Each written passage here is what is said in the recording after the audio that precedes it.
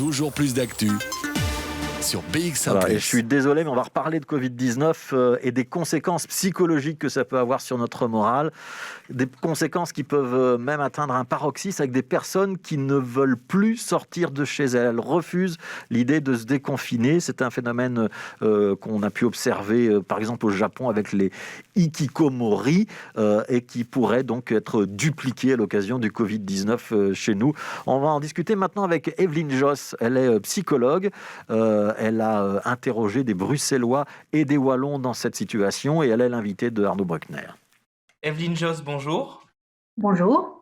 Et donc, si on vous contacte aujourd'hui, c'est parce que vous constatez, vous avez écrit un article là-dessus d'ailleurs, qu'un certain nombre de personnes ont en fait tout simplement du mal à se déconfiner, alors qu'on voit que les mesures s'allègent progressivement, en tout cas en Belgique. Et donc, ces personnes choisissent volontairement, finalement, de rester confinées chez eux. Est-ce que vous savez un peu nous expliquer cette tendance, finalement ? Alors, je pense qu'il y a plusieurs variables qui expliquent évidemment le fait qu'on se confine volontairement. Il y a des variables qui sont évidemment directement liées au Covid. Je pense par exemple aux personnes qui sont vulnérables, les personnes âgées, malades, etc. Donc ça, on comprend très bien que c'est complètement lié à la situation sanitaire. Et puis, pour d'autres personnes, je dirais qu'il y a des facteurs qui vont se doubler. Donc, on va avoir par exemple une fragilité psychologique des personnes antérieures et puis le Covid qui va accentuer le problème. Je pense par exemple aux personnes qui ont des phobies ou des troubles obsessionnels compulsifs qui tournent autour de la maladie, de la peur de la maladie, des microbes. Dans les plus jeunes notamment, ce sont des personnes introverties, timides, qui souffrent de phobie sociale. Et donc, en fait, le confinement leur offre une sorte de bulle de protection. On voit aussi quand même pas mal de personnes pour qui la situation Covid en fait a réactivé des traumatismes antérieurs. Donc des personnes qui ont vécu des traumatismes dans l'enfance, par exemple, voire par exemple des gens qui ont vécu les attentats terroristes. Donc on voit ça. Alors chez les jeunes aussi, toutes les personnes, tous des enfants, des adolescents qui ont des difficultés scolaires, donc des phobies scolaires ou des mauvaises notes, des troubles de l'attention et qui donc eux aussi évidemment avec le confinement risquent d'aggraver leurs troubles parce que ça leur offre quelque part une protection. Je dirais que la dernière chose à laquelle je pense, ce sont des personnes qui remettent en question les valeurs de notre société consumériste, néolibérale, et qui ne veulent pas, je dirais, jouer ce jeu-là. Et donc, c'est ce genre de situation-là, vous avez une idée de la prévalence dans la société? C'est relativement courant ou c'est plutôt des cas relativement isolés?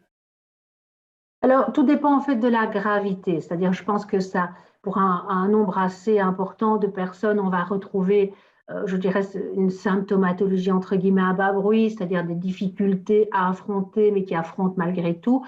Alors, pour les personnes vraiment qui sont tout à fait recluses, qui restent vraiment chez elles complètement isolées, ça, je pense que c'est un phénomène qui est quand même assez rare.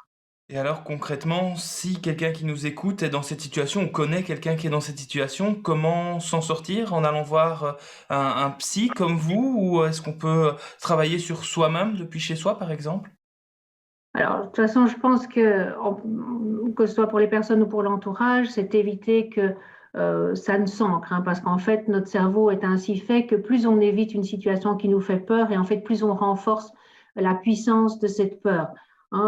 En fait, notre cerveau, quand on évite une situation qui nous fait peur, il ressent une sorte de soulagement.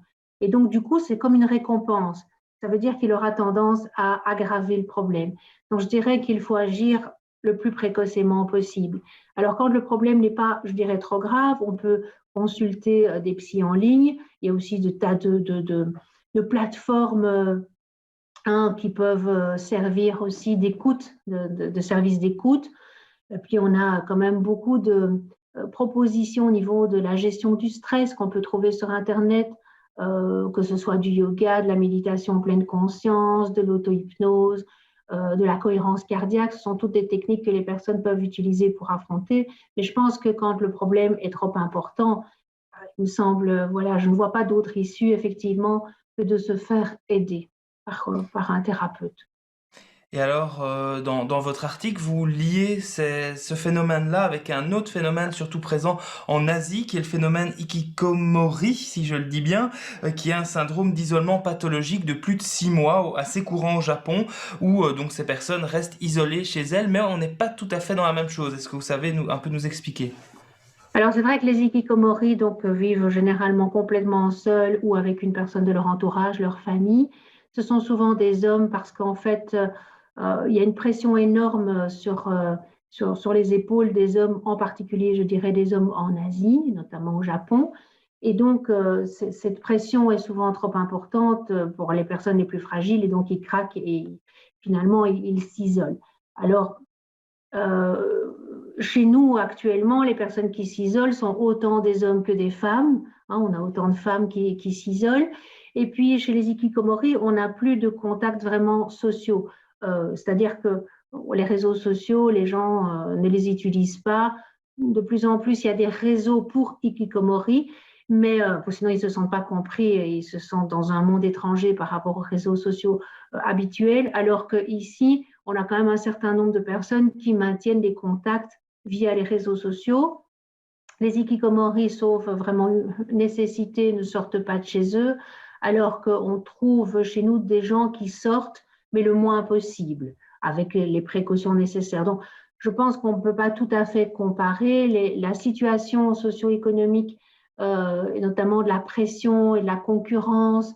Bien sûr, elle existe chez nous, mais peut-être pas depuis la maternelle, comme c'est le cas au Japon. Donc, je pense que ce sont des phénomènes qui, évidemment, ont des points communs. Et je pense effectivement aussi que la situation actuelle peut faire éclore chez certaines personnes un vrai phénomène hikikomori, parce qu'on sait bien que ça concerne aussi la Belgique, la France. Il y a d'ailleurs un groupe Hikikomori France. Donc ça existe aussi dans nos pays, même si effectivement ce n'est pas très fréquent. Et donc je dirais que ça va déclencher quelque chose qui était déjà sans doute présent.